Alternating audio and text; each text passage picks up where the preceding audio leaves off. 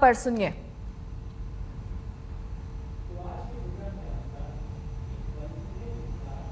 Of a charge which has been now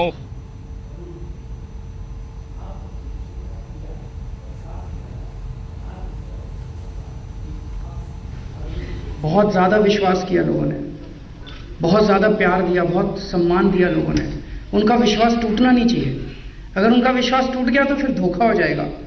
लोग फिर कई सालों तक विश्वास नहीं करेंगे, कई सालों तक लोग फिर सोचेंगे किसी के ऊपर विश्वास करने के पहले। इसीलिए जब से सरकार बनी है रात दिन लगे हुए हैं हम लोग काम करने में। मैं दो चार बातें आप लोगों के समक्ष रखना चाहता हूं। मैं तो बहुत इस पूरे क्षेत्र में, राजनीतिक जीवन में मैं तो बहुत छोटा हूं, बहुत अनुभवहीन हूं मैं, लेकिन अभी जो 5-7 महीने के मेरे अनुभव हुए वो मैं आपके साथ शेयर करना चाहता हूं। एक तो अनुभव ये हुआ कि सरकार में पैसे की कमी नहीं है, नीयत की कमी है। अगर नीयत अच्छी हो, जैसे जब हम लोग दिल्ली के चुनाव में, दिल्ली में बिजली एक बहुत बड़ा, बिजली के बिल, बिजली के दाम एक बहुत बड़ा पॉलिटिकल इशू है, बहुत बड़ा पॉलिटिकल इशू है। जब हम जनता के बीच में घुमा करते थे, मिडिल क्लास वाले लोग, अपर मिडिल क्लास वाले लोग बताया करते थे जी पहले 2000 का बिल आता था, अब 10,000 का बिल आने लग गया। गरीब लोग बताया करते थे पहले 200 रुपए का बिल आता था, अब 3000 रुपए का बिल आने लग गया। बिजली का बिल बहुत बड़ा। हमने कहा हमारी सरकार बनेगी, हम बिजली के बिल आधे कर देंगे। लोग हंसा करते थे, हो सकता है क्या बिजली के बिल आधे? और फिर विपक्षी पार्टियां कहती थी ये केजरीवाल झूठ बोल रहा है, अगर बिजली के बिल आधे कर दिए तो बिजली आनी बंद हो जाएगी। बिजली कहां से लाएगा, बिजली कंपनियों को पेमेंट कहां से होगी? सरकार बनने के 1 महीने के अंदर हमने दिल्ली के अंदर बिजली के बिल आधे कर दिए।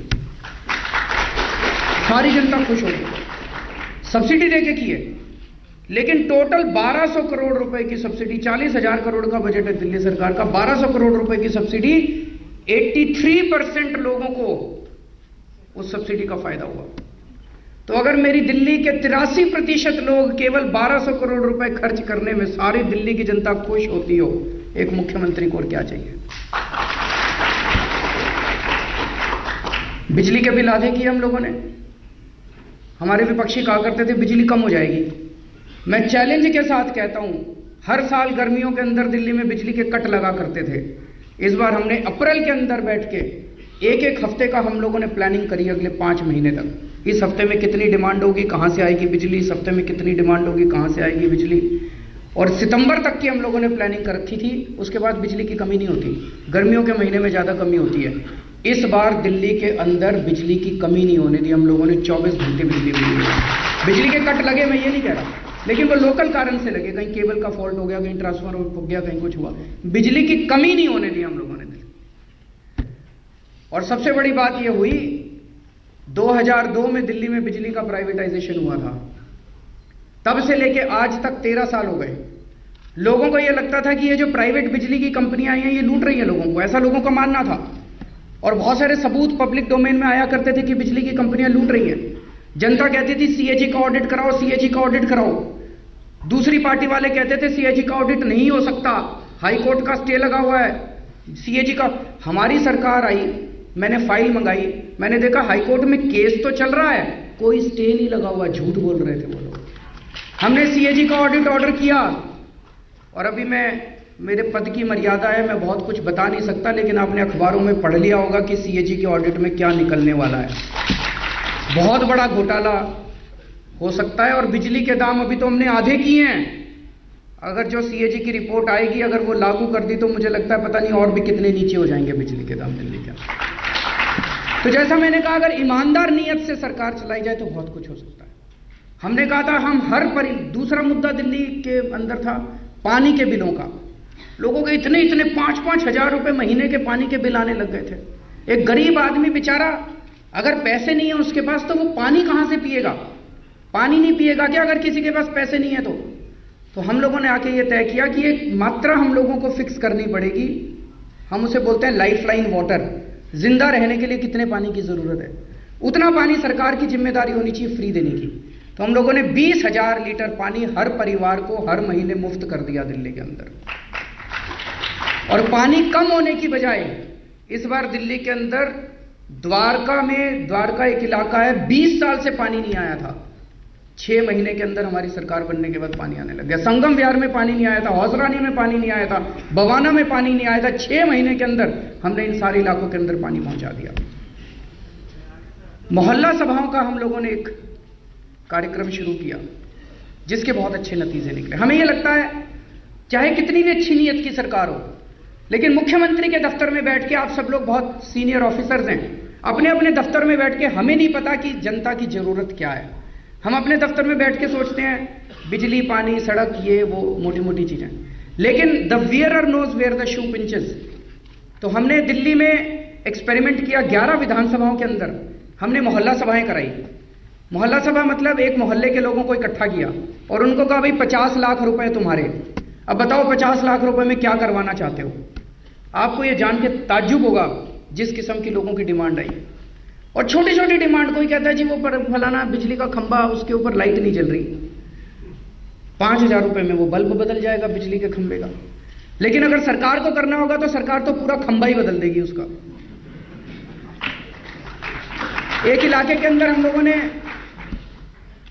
मोहल्ला सभा की, वहां पे उनसे पूछा।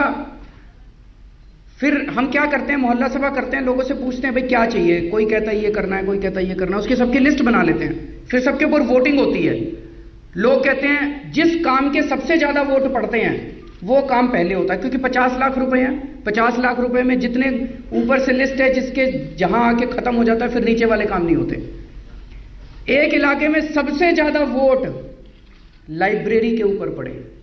मैं तो सोच भी नहीं सकता, आज के जमाने में लोगों को लाइब्रेरी की भी जरूरत है। हम तो सोचते हैं आजकल तो लोग लाइब्रेरी भूल गए होंगे, पढ़ने लिखने की तो आदत ही नहीं बची होगी। सबसे ज्यादा वोट लाइब्रेरी। अगर सरकार को करना होता हम कभी लाइब्रेरी दूर दूर तक भी नहीं सोचते कि लाइब्रेरी की, अब वहां लाइब्रेरी बनाएंगे हम लोग। फिर हमने कहा लाइब्रेरी कहां बननी चाहिए, जमीन तो है नहीं। तो वहां पे जनता ने कहा जी वहां पे एक जमीन का टुकड़ा पड़ा है, वहां बना देना। तो जनता बताती है आपको समाधान क्या है, जनता बताती है आपको। फिर हम लोग, सबको पता है old age pension, window pension, ये पेंशन दी जाती है। और हमारे एमएलए से जब बात करो तो मार रहती है, वो कहती है जी 200 से तो काम ही नहीं चलता, 300 का कोटा करो इस बार, 500 का कोटा करो इस बार। मार रहती है उसके लिए।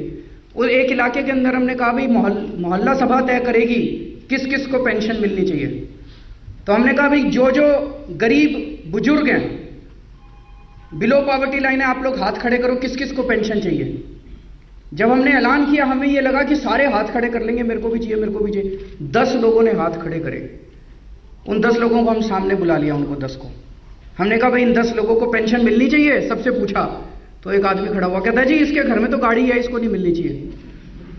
सारी सभा के सामने दूध का दूध, पानी का पानी। तो वो अपने आप ही बैठ गया जिसके घर गाड़ी थी, वो कहता हाँ जी मेरे को नहीं मिलनी चाहिए। 10 में से 4 लोगों को पेंशन मिली। जनता ने तय किया, हमने कहा हम नहीं पता, आपका पैसा आपका हिसाब, आप तय करो। तो जनता के बीच में तय हो गया इसको मिलनी चाहिए, इसको नहीं मिलनी चाहिए। तो मोहल्ला सभाएं इस बार हम पूरे दिल्ली के अंदर, पूरे दिल्ली को इसके लिए कानून ला रहे हैं। अब हम कानून ड्राफ्ट हो रहा है। पूरी दिल्ली के अंदर 3000 के करीब मोहल्ला सभाएं होंगी और मोहल्ला सभा में लोग तय करेंगे कि उनका काम, उन्हें क्या चीज चाहिए। जनता तय करेगी कि सरकारी पैसा कहां खर्च होना चाहिए। सबसे बड़ा काम हमने किया भ्रष्टाचार में।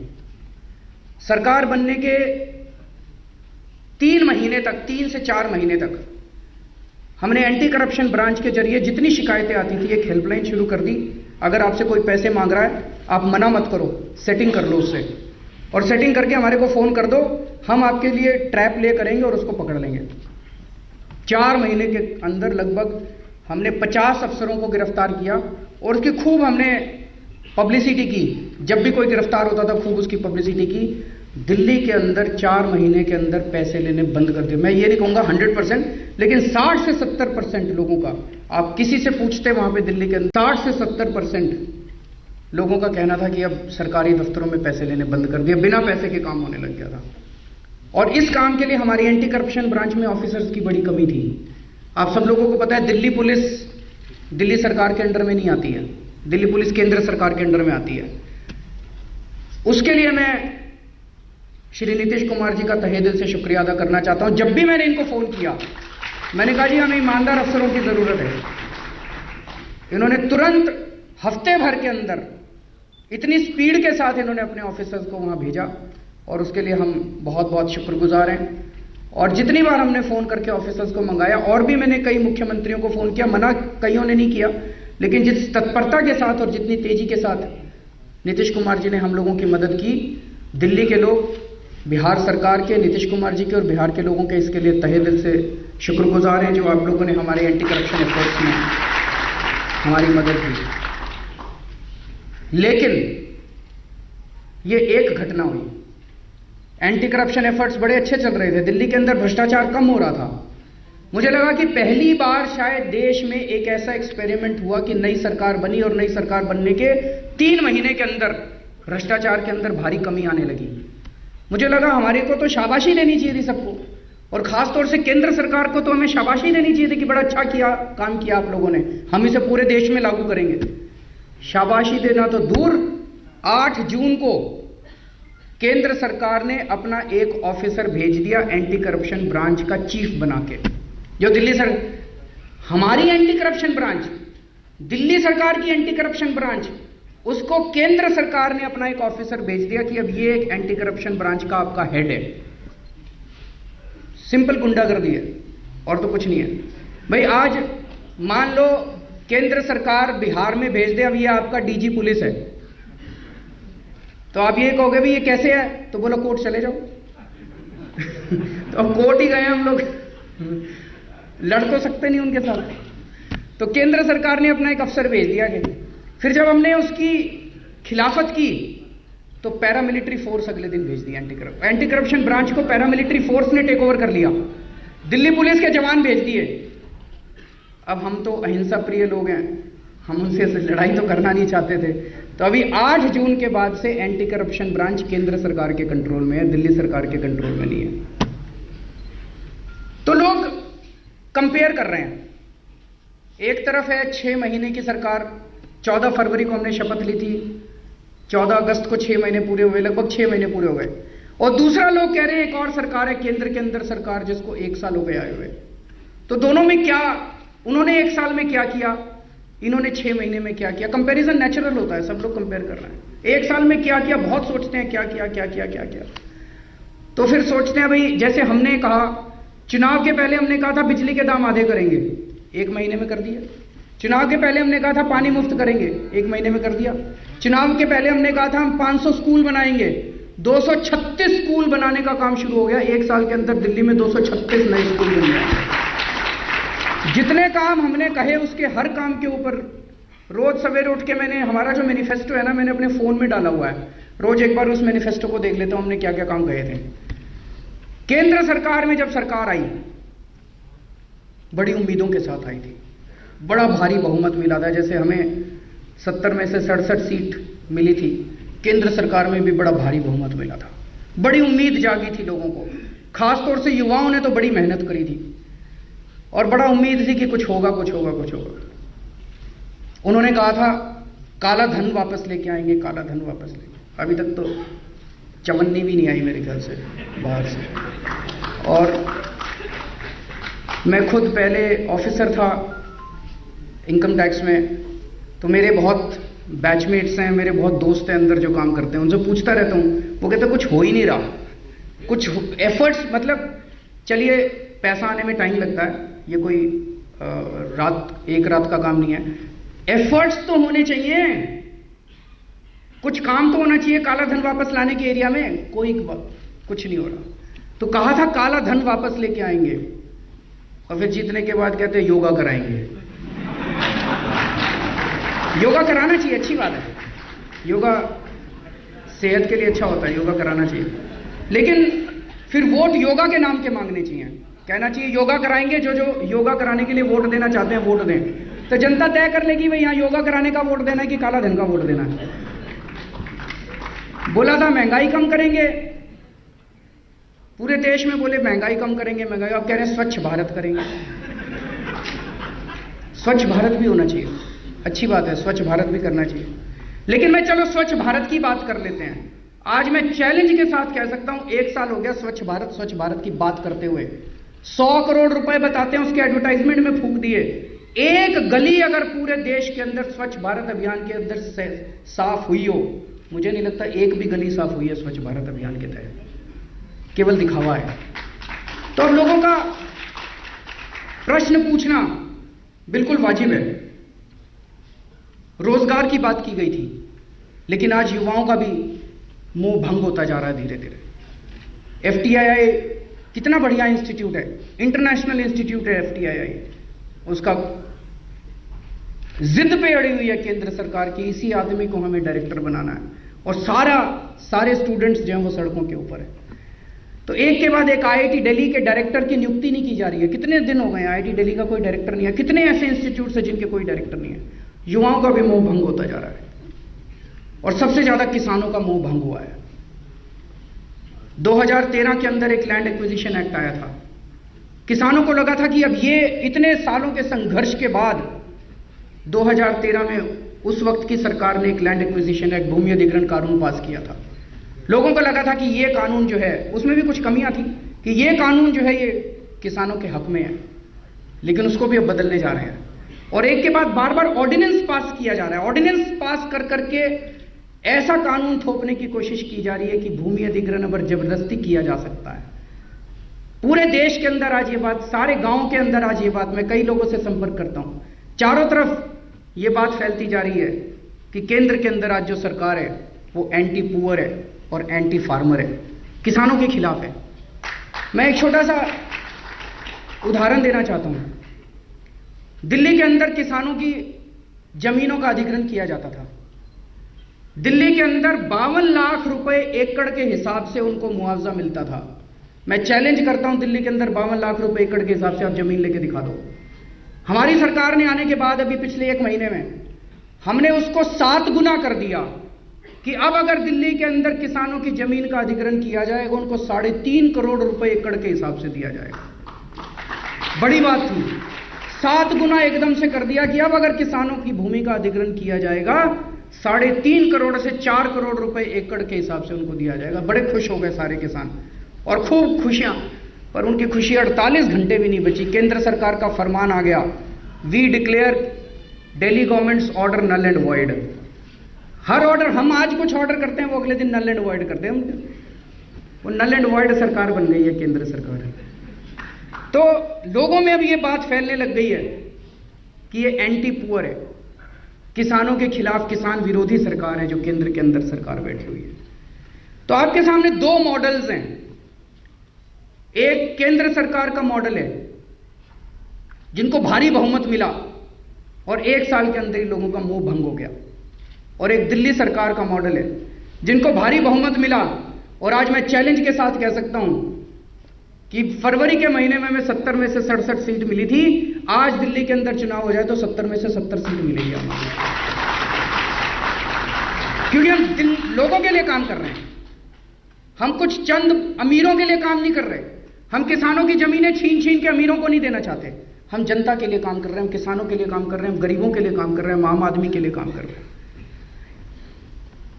हम बहुत बार सुनते हैं cooperative federalism, cooperative federalism. Federalism एक अपने संविधान का बेसिक स्ट्रक्चर है। एक केंद्र सरकार है, राज्य सरकारें हैं, राज्य सरकार का अपना अधिकार क्षेत्र है, केंद्र सरकार का अपना अधिकार क्षेत्र है। दोनों के बीच में टकराव नहीं होना चाहिए। हम लोग राजनीति करते हैं, चुनाव के पहले राजनीति करते हैं, चुनाव के पहले हम एक दूसरे को क्रिटिसाइज करते हैं, लेकिन चुनाव खत्म होने के बाद जो भी पार्टी जीते केंद्र सरकार में और राज्य सरकार में, दोनों के बीच में तालमेल होना बहुत जरूरी है देश के विकास के लिए। अगर दोनों के बीच में टकराव होता है तो ये अच्छा नहीं है, देश के लिए अच्छा नहीं है।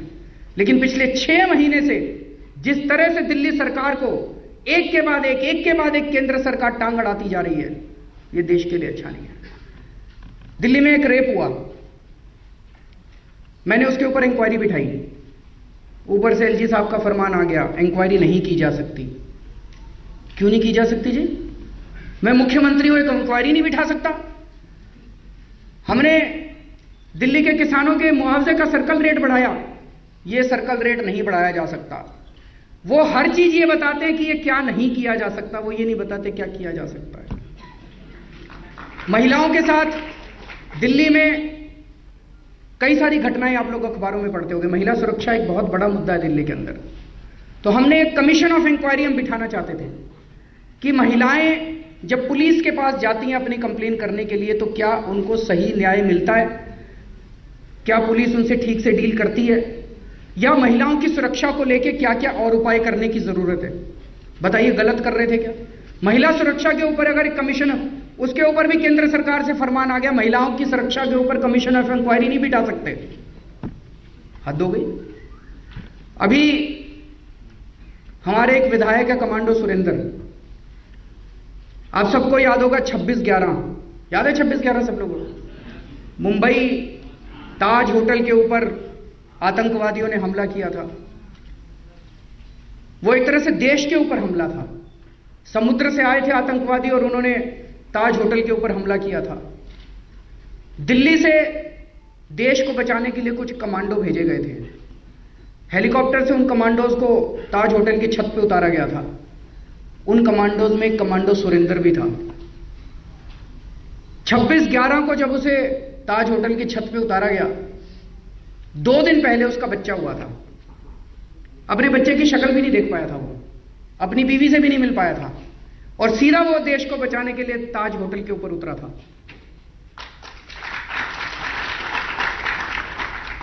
उस इंसिडेंट में कमांडो सुरेंद्र के सामने बम आके फटा और उस बम की आवाज से उसकी सुनने की क्षमता चली गई, वो बहरा हो गया। उसकी वजह से उसे आर्मी से निकाल दिया गया। हमने उस कमांडो सुरेंद्र को टिकट दी थी, उस देशभक्त को हमने टिकट दी थी जिसने जान की बाजी लगाकर हम लोगों की रक्षा की थी। वो विधायक बना, दिल्ली में विधानसभा में विधायक बना।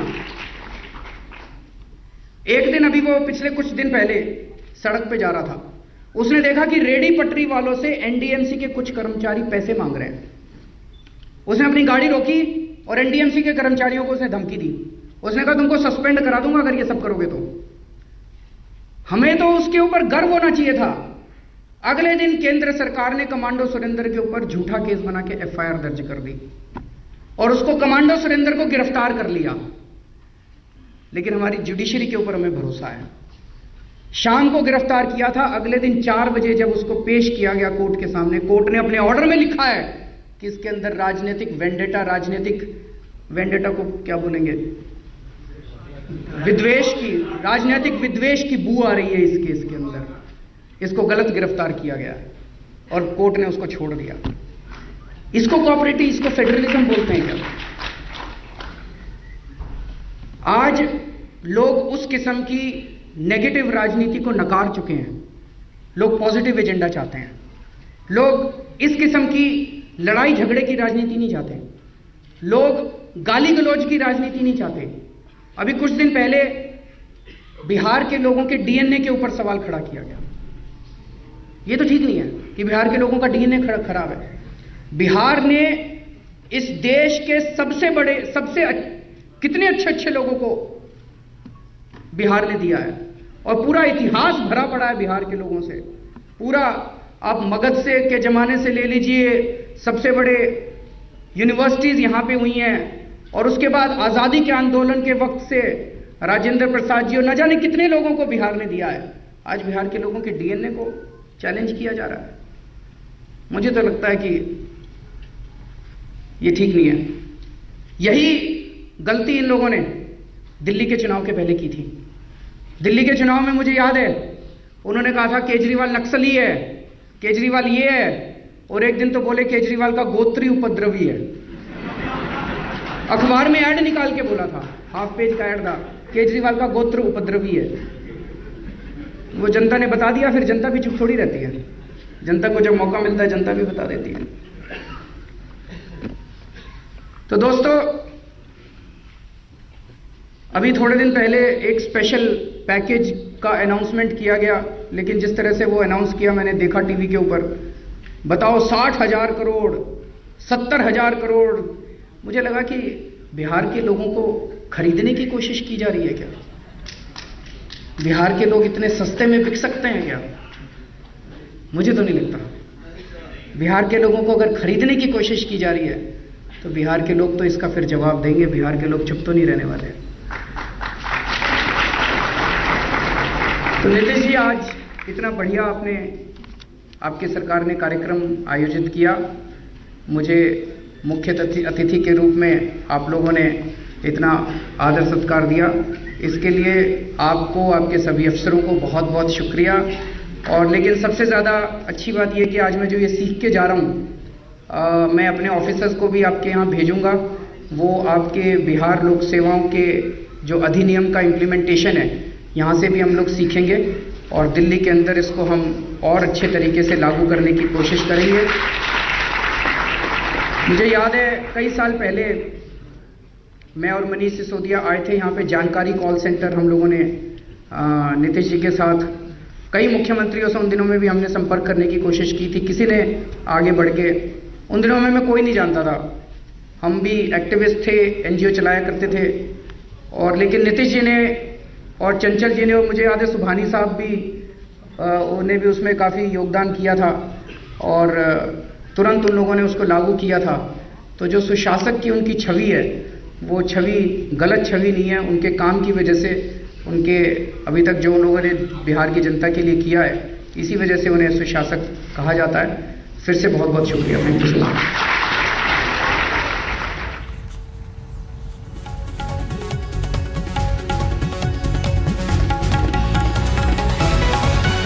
तो नीतीश कुमार के मंच से आप दिल्ली के मुख्यमंत्री अरविंद केजरीवाल को सुन रहे थे। इस खास कार्यक्रम में उन्हें मुख्य अतिथि के तौर पर बुलाया गया था, लेकिन यहां इस कार्यक्रम में उन्होंने केंद्र सरकार पर, प्रधानमंत्री मोदी पर जमकर हमला बोला। कई बातों का उन्होंने जिक्र किया, जिसपे मुख्य तौर पर उन्होंने कहा कि स्पेशल पैकेज का ऐलान जिस तरह से प्रधानमंत्री ने किया, ऐसा लगा जैसे बिहार के लोगों को खरीदने की कोशिश की जा रही है। इसके अलावा उन्होंने डीएनए वाले बयान पर भी सवाल उठाया। उन्होंने प्रधानमंत्री मोदी के उस बयान का जिक्र किया जिसमें डीएनए का जिक्र किया गया था और कहा कि डीएनए पर सवाल उठाना गलत है। ये गलती दिल्ली में हुए चुनाव से पहले भी बीजेपी ने की थी और उस गलती का भुगतान उन्हें जनता के फैसले से करना पड़ा था। दिल्ली के सलाहकार श्री राघव चड्ढा जी, श्री सुभाष चंद्र अग्रवाल जी, श्री अजय दुबे जी, डॉक्टर विक्रम चांद जी, बिहार सरकार के मुख्य सचिव श्री अंजनी कुमार सिंह जी, बिहार के पुलिस महानिदेशक श्री पीके ठाकुर जी, बिहार सरकार के विकास आयुक्त श्री एसके नेगी जी, बिहार सरकार के सामान्य प्रशासन एवं गृह विभाग के प्रधान सचिव श्री आमिर सुबहानी जी, दिल्ली के माननीय मुख्यमंत्री के प्रधान सचिव श्री राजेंद्र कुमार जी,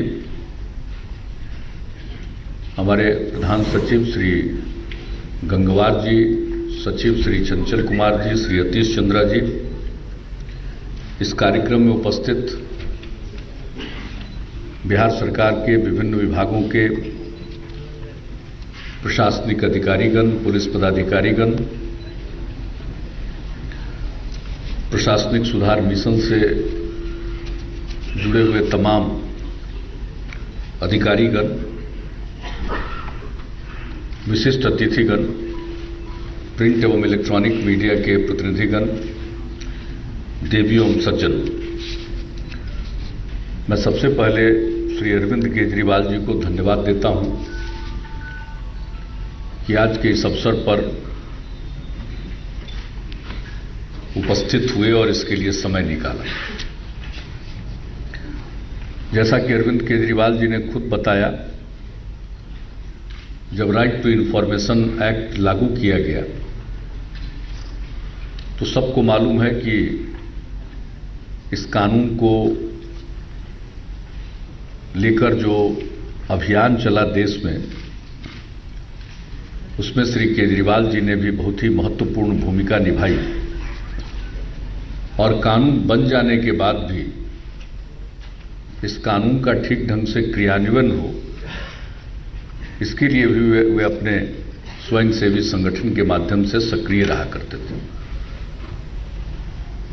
और एक बार उनका पटना आना हुआ, मुलाकात हुई और इन्होंने जब बताया कि ये जो एप्लीकेशन देना पड़ता है फिजिकली, उसके बजाय अगर कोई चाहे तो टेलीफोन से भी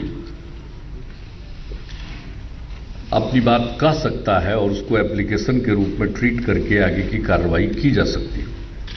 मुझे ये सुझाव बहुत पसंद आया। मैंने कहा कि तो इसमें दिक्कत क्या है, ये होना चाहिए।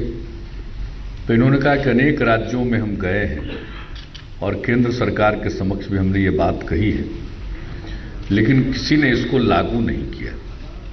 मैंने इनको कहा था कि यहाँ हम इसको जरूर लागू करेंगे और इसके बाद इनकी टीम का सहयोग लेकर ही और जानकारी नाम दिया हमने, जानकारी कॉल सेंटर स्थापित किया गया और उसका लाभ लोगों ने लिया। और जब बिहार में वो सफलतापूर्वक संचालित किया जा रहा था, इस करने का हम लोगों ने निर्णय लिया उसका, तो इसके उद्घाटन समारोह में फिर हमने श्री अरविंद केजरीवाल जी को बुलाया था। ये उसमें भी आए थे